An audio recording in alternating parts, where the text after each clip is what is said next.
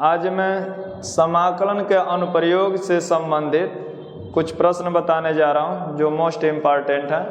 इसको देखिए और समझिए। प्रश्न नंबर 1 है, उस क्षेत्र का क्षेत्रफल ज्ञात कीजिए जो x = 0 एवं x = 2 पाई के मध्य वक्र y = cos x से घिरा हुआ है। ये 2010, 20 और 22 में पूछा गया मोस्ट इम्पॉर्टेंट प्रश्न है, ध्यान से देखिए।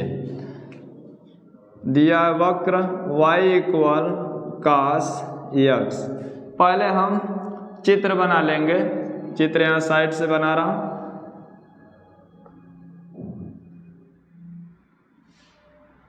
चित्र यहाँ से बना रहा है।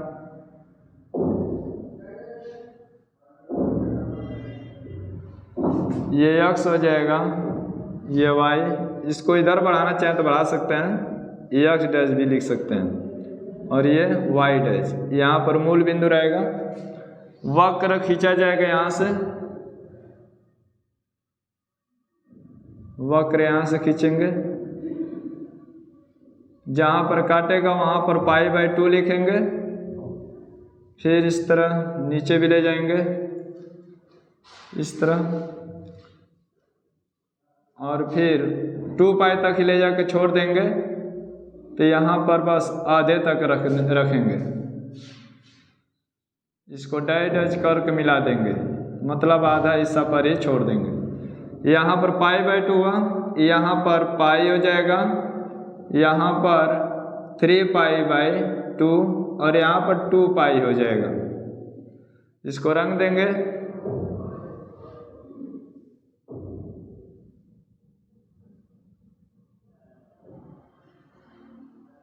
ये मोस्ट इम्पॉर्टेंट प्रश्न है, ध्यान दीजिएगा।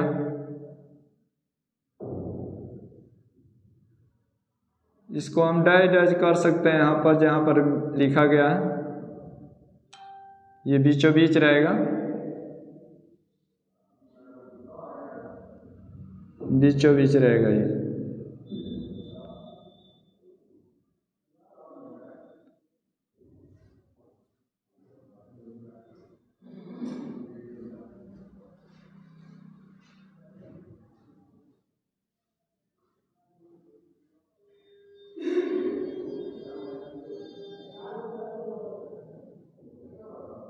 ये डैश इसलिए दिखाया है कि यहाँ से लेकर एक भाग हो गया यहाँ तक और एक भाग यहाँ तक हो जाएगा।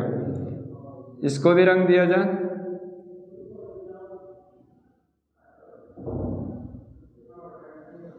ध्यान दीजिए, इसमें 4 भाग बन रहे हैं। एक भाग ये, दूसरा भाग यहाँ डैश दिखाने का मतलब यहाँ से लेकर यहाँ तक तीसरा भाग हो जाएगा और ये चौथा भाग। इसका नामकरण कर दे रहा हूँ, यहाँ पर B लिख दे रहा हूँ और यहाँ पर A।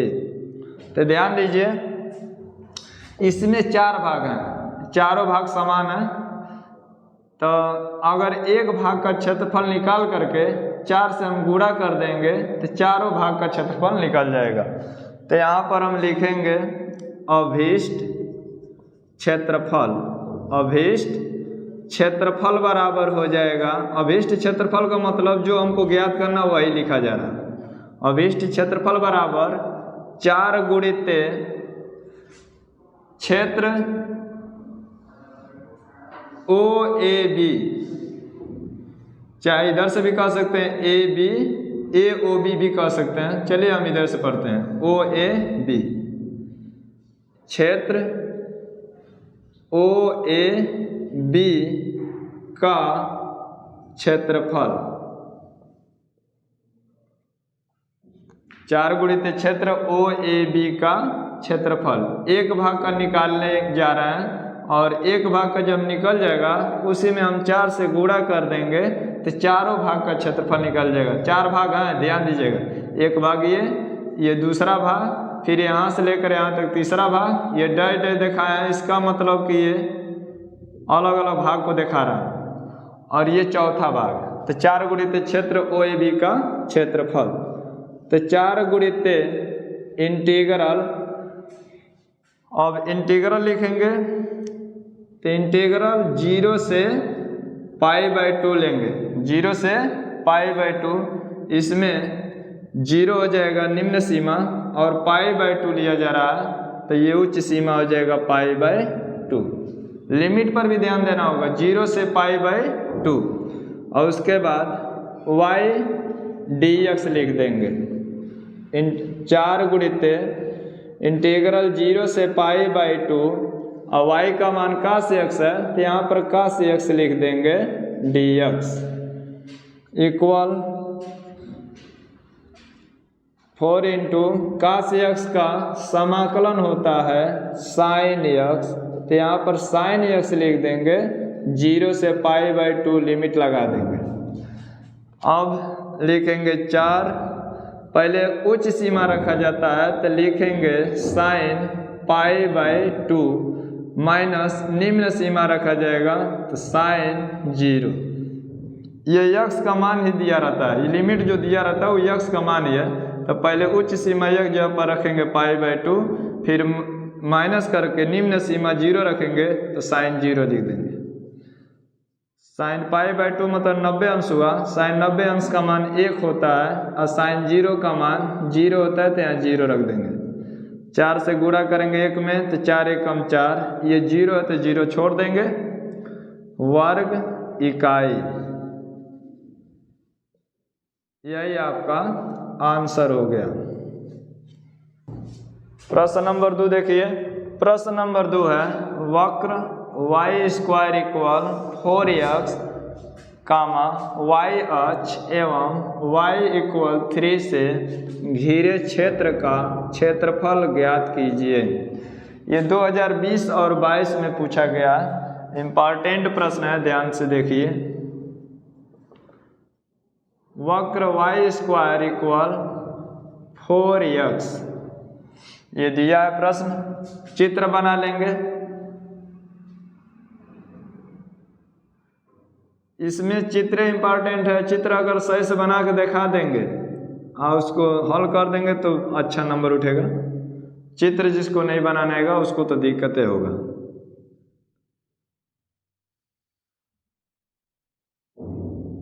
ये x डैश होगा, ये y होगा और ये y डैश होगा। मूल बिंदु को O से दिखाते हैं, इंग्लिश में ओरिजिन बोला जाता है। इसमें देखिए y² इक्वल 4x है, तो परवलय जो है x अक्ष पर बनेगा धन दिशा में, x अक्ष के धन दिशा में परवलय बनेगा। थोड़ा और ऊपर से लेते हैं इसको,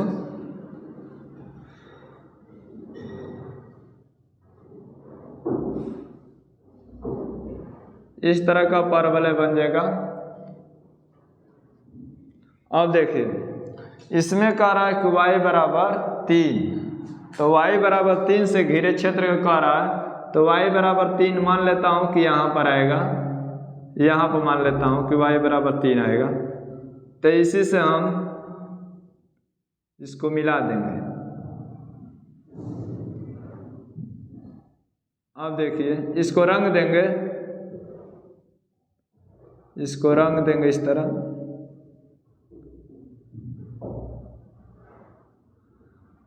और यहाँ पर लिख सकते हैं y बराबर 3।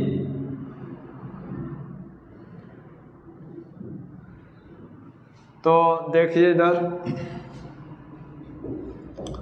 अब चित्र इस तरह बन गया। अब यहाँ से लिखेंगे अभीष्ट क्षेत्रफल। अभीष्ट क्षेत्रफल का मतलब ये हुआ कि जो हमको ज्ञात करना है वो इस क्षेत्रफल लिख रहे हैं, तो लिखेंगे अभीष्ट क्षेत्रफल बराबर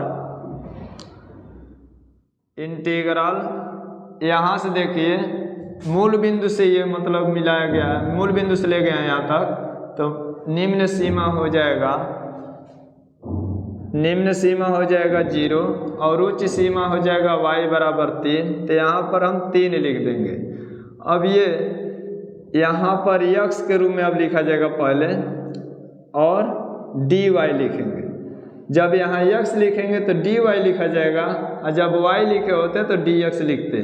तो हम यहाँ पर x लिखेंगे और x का मान फिर हम निकाल लेंगे इससे, तो लिखेंगे इंटीग्रल 0 से 3, अब x बराबर जब करेंगे इस समीकरण से तो हो जाएगा y स्क्वायर बटा में 4 dy। इस समीकरण से मतलब कि हम x का मान निकाले हैं, और जब x बराबर y स्क्वायर बटा में 4 होगा तो y हम यहाँ पर रख देंगे। तो देखिए 1/4 को शुरू में लिख देंगे और इंटीग्रल 0 से 3 y स्क्वायर dy लिख देंगे।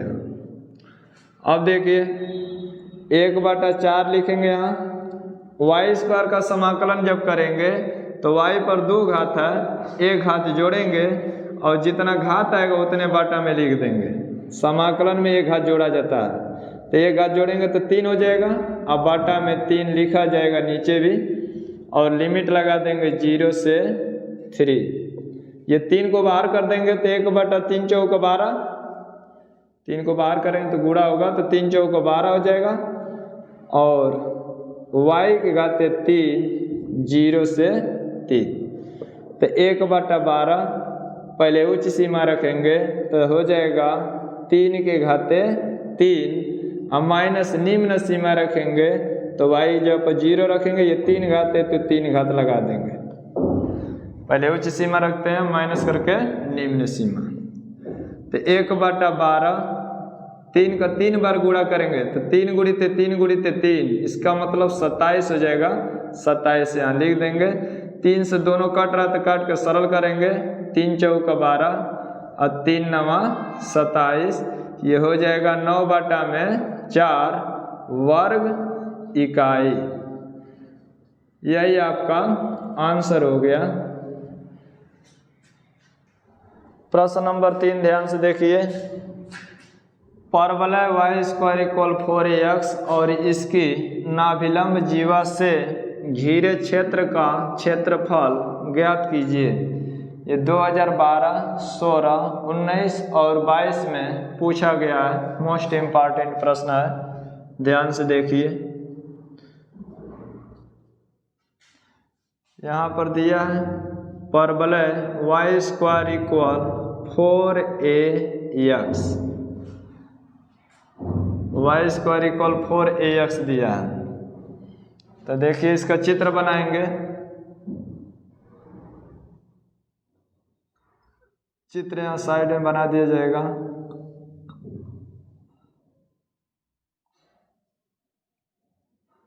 x डैश y डैश, यहाँ पर मूल बिंदु ओ रख देंगे। परवलय इधर का बनेगा क्योंकि y स्क्वायर इक्वल 4ax जब दिया है तो परवलय x अक्ष की धन दिशा में बनेगा। अगर यहाँ पर माइनस होता तो ऋण दिशा में बनता, तो ये धन दिशा में बनेगा।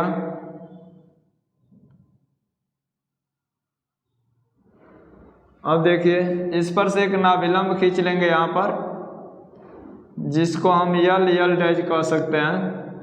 नाभिलंब को यल डैश बोल दे रहा हूँ। यहाँ पर बिंदु ए लिख देंगे।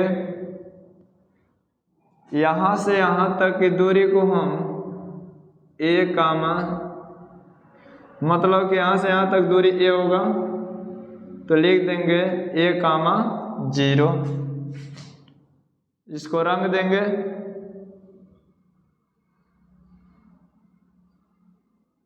यहाँ पर लिख सकते हैं x बराबर a, और ये परवलय है y स्क्वायर इक्वल 4ax, तो यहाँ पर हम परवलय y स्क्वायर इक्वल 4ax दिखा सकते हैं।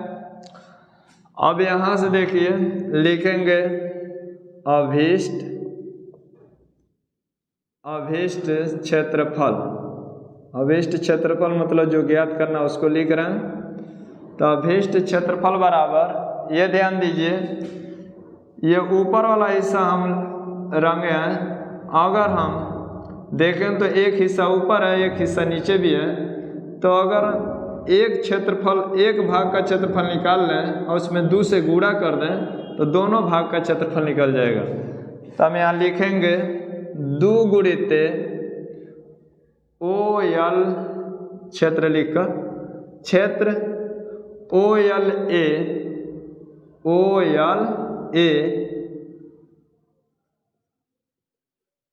का क्षेत्रफल। बात समझिए फिर से, यहाँ से लेकर यहाँ तक पूरा क्षेत्रफल दिया है ना, मतलब हम पूरे का क्षेत्रफल निकालने के लिए क्या करेंगे कि अगर 2 गुणित 1 भाग का क्षेत्रफल निकाल दें तो ये पूरे क्षेत्र का क्षेत्रफल निकल जाएगा यहाँ से लेकर यहाँ तक, क्योंकि ये जो नाभिलंब है ये यहाँ से यहाँ तक ले है, इसको मिलाने पर ये 2 भाग में बट रहा है, तो 2 समान भागों में जब बट रहा है तो 1 भाग का क्षेत्रफल निकाल कर 2 से गुणा कर दें तो ये पूरे भाग का क्षेत्रफल निकल जाएगा। तो इसीलिए हम लिखे हैं 2 गुणित क्षेत्र OLA का क्षेत्रफल। तो 2 गुणित इंटीग्रल, यहाँ पर मूल बिंदु 0 0 होता है तो 0 0 दिखाइए या मत दिखाइए, तो लिमिट हो जाएगा 0 से a, 0 से a हो जाएगा लिमिट। और उसके बाद यहाँ लिखेंगे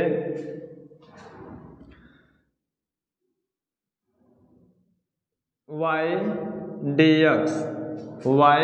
dx लिखेंगे।